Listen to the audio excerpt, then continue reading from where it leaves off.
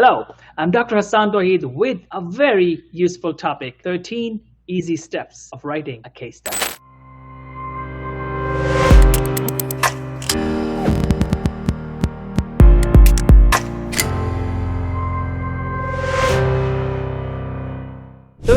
Easy steps of writing a case study. Can we write a case study in 13 steps? Absolutely. That's what we are going to discuss in this video today. And this video is more relevant to students who are medical students or psychology students or who are in healthcare profession in any way. So let's begin. So how do we write a case study in 13 steps? The first step number one. What is the step number one? Decide. Yes, you cannot do anything without taking a decision. Take a decision that yes, I will write and publish a case study. Decide. Most people just keep thinking and keep wishing, they never take a decision. I'm asking you to take a decision and remember Napoleon Hill in his book, Think and Grow Rich, said successful people take decision fast and change it slowly, while unsuccessful people take decisions slowly and change it faster. So take the decision fast and don't change it. Just stick with it. I have taken the decision to write a case study and begin. Now, what is the next thing? Identify the case. Yes, let's say you're working in a hospital. Now you need to identify a case. So you have decided already that you want to write a case study. Now you want to identify a case. Now, what could be your case? What could be the units? Remember, unit means the case. It could be one unit or up to 4 units. That means 1 patient, 2 patients, 3 patients, or 4 patients maximum. I know there is a definition of 6 and there is a disagreement, but I'm just asking you to stick with 1. Stick with the definition that I like. If you want to follow that up to 4 is the case study. If you have 1 patient, it's called single case study. If you have 4 patients or 4 units, it's called multiple case study. Now, one more thing, does it always have to be a patient? No, it could be a person, a patient, it could be a place, it could be an animal, it could be a thing, it could be an organization, it could be an event. Any of those things could be a case, could be a unit. So let's say, hypothetically, for the sake of discussion, let's say your unit is a patient. Now you have identified a patient, but now you have 2 possibilities, a patient with rare disease and a patient with common disease. Now, as most people think that case studies can always be of rare cases, the reality is it's not always true because it's not always possible. How can you always find a rarest case in the world? You cannot always find it. Does it make sense? So you cannot always find a rare case. So what do? You either find a rare case. If you can find a rare case in a hospital that nobody else has ever studied, then congratulations. I congratulate you. However, the chances are very slim that you will do that. So what do? You go with the common case. But now, if it's a common case, then what do you write about it? Remember, a common case may have a rare association or a rare event or a rare outcome, or this patient could have gone through a rare intervention, a unique surgical procedure. So that's how you decide a case. So remember, it could be a common case or a rare case. If it's a rare case, very good, wonderful, congratulations. If it's a common case, then you look at the association, any rare or unique association, any rare or unique event, any outcome, rare or unique outcome, any unique or rare intervention. So these are the possibilities you can think of. Now, once you have identified the case, what is next? You need an IRB approval, right? The step number 3 is the IRB approval. Now, the question is, do you always need an IRB approval? Now, remember, the reality is, according to many experts, if there are 3 cases, up to 3 cases, 3 or more, only then you need an IRB approval. If it's less than 3, 1 or 2 patients, you don't need IRB approval. So it's kind of tricky. Let's say I am working on a project.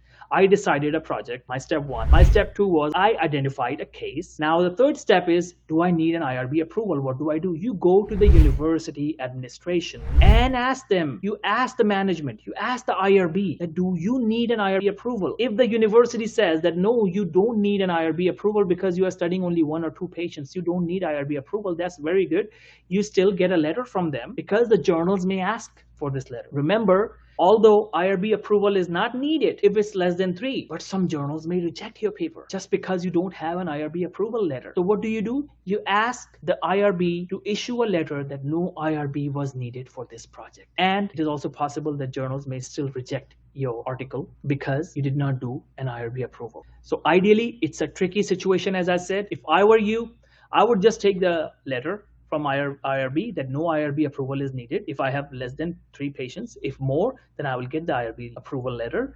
And then I will, after completing my article, I'll submit it to a journal.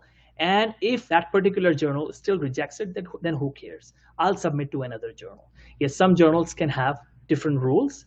Not every journal will have that rule. So some journals will still accept it, some journals will not, some will always ask for IRB. But if you want to finish this hassle, request IRB to issue an IRB approval and see what they say. Maybe they will issue you an IRB approval even for one patient. So see what is the situation in your university setting, in your hospital setting. What is the situation? Can an IRB approval letter be issued? If yes, very good. If not, can a letter be issued that says that no IRB approval was needed? And even after this letter, the second letter, if the journal rejects it, then go to another journal. Now, step number 4, find a team. Collect your classmates, your seniors, juniors, whoever is working with you in that hospital, or your fellow colleagues, the residents, chief residents, fellows. Connect with them and make a team. Talk to your supervisor. Involve him in this project as well. It's always good to have a team. No one can do anything alone. We all need each other. So the step number 4 is make a team. Once you have developed your team, what do you do next? Once you have developed your team, the next thing is the data collection. Yes, now you go to the patient and you start collecting data, but you need an informed consent. You have him sign a consent form. Once the consent form is signed, now you ask questions. And remember, in case study, you need multiple sources of data. So one of you in your team, one of you will ask questions to the patient, will take proper history. One of you will look at the electronic medical records. One of you will look at the files and folders, because the hallmark of a case study is multiple sources of data. So it is very important that you ensure that you have collected data through multiple sources. Now, the second kind of data that you will collect is previously published literature related to this case, something that is similar to this case. Collect those papers through different databases, electronic databases on your computer. So you have different papers published previously by other authors related to this particular case. Now you have two kinds of data. One data that you collected with the patient, and the second data that you collected just on your computer with previously published papers. And you will need that, and I'll explain why. Once that is done, the next step is you analyze the data. Yes, you analyze the data. How do you analyze the data? You can make a table in the tabular form, or you can just compare the findings. If it's 2 cases, you compare the findings with each other. If you have 4 cases, you compare the findings with each other. That's a very good comparison and analysis. But if you have 1 case and you have previously published papers, now you compare the findings with each other in a tabular format, so that when the time comes to write, you will easily be able to write it. And if statistics is needed, you hire a statistician to help you with statistical data analysis. And also make sure that you have the X-rays, fMRIs, structural MRI findings, CT scans, whatever you can collect related to this patient, lab findings, anything, because you will need to include all of those things in your case study. Now, once that is done, the next step is to begin writing. Yes, now it's time to write.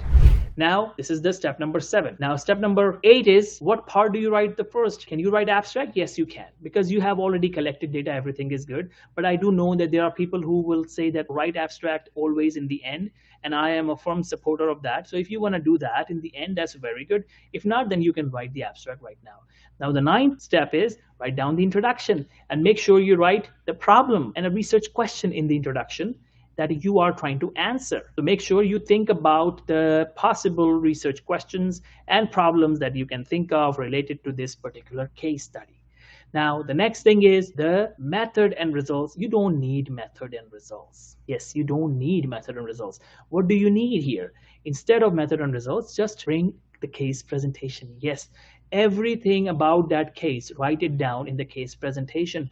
Now, how do you make sure that you have written everything necessary? Take the CARE checklist, C-A-R-E checklist, case report checklist. It's available for free. Download it on Google and make sure that your case presentation has everything according to CARE checklist and nothing is missed.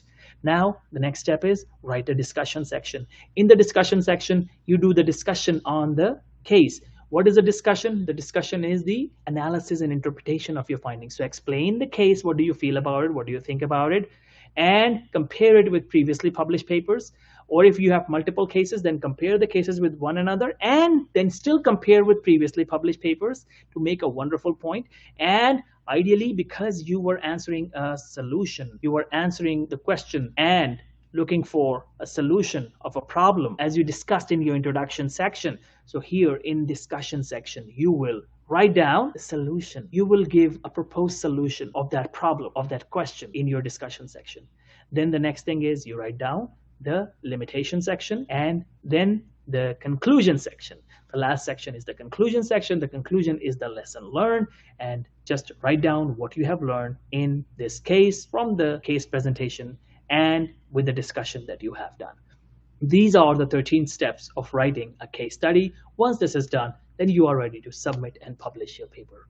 I hope you liked today's session, and I will quickly repeat all the 13 steps. So what were the 13 steps? Step number 1, decide that you want to write a case study. Step number 2, identify a case, rare or common. What do you want to do? Step number 3, go for IRB approval if possible. If possible, yes. Step number 4, develop a team, do a teamwork. Step number 5, collect data, multiple sources of data related to this patient and the data through electronic databases. Step 6, analyze the data. Step 7, begin to write. 8, write the abstract. 9, write the introduction section. 10, write the case presentation. 11, write the discussion section. 12, write the limitation section. What are the weaknesses of your paper? And 13, write the conclusion section. I hope you liked this video. If you understood everything really well, that's very good. Congratulations. If you did not, then please feel free to comment below, and I'll come back to you as soon as I can to answer any questions or concerns. Thank you. Keep learning. Keep watching.